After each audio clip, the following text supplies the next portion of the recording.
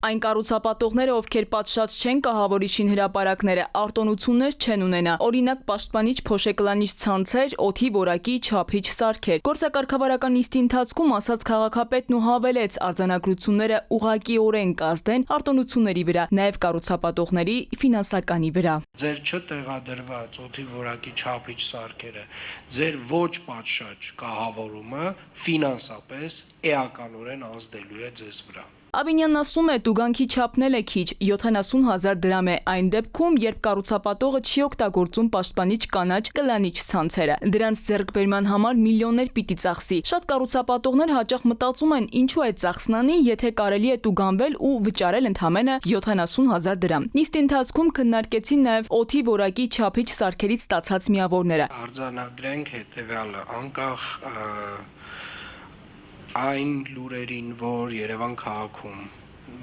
այս ամառային շրջանում, աշնանային շրջանում օդի որակը չափազանցվածն է, դա ուղղակի իրականությանը չի համապատասխանում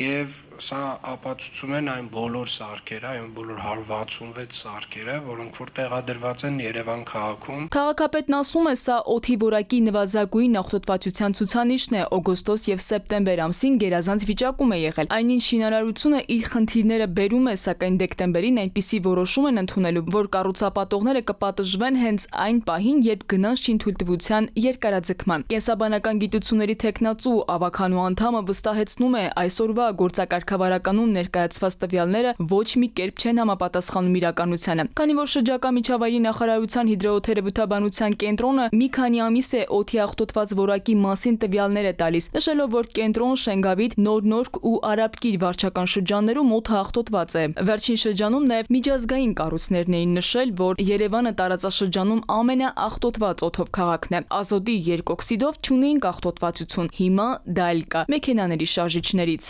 Ամենազավեշ տալին, որ քաղաքապետարանի դատչիկները տեղադրված են շին հրապարակներում, այսինքն այնտեղ պետք է լինի ավելի վատ ցուցանիշներ,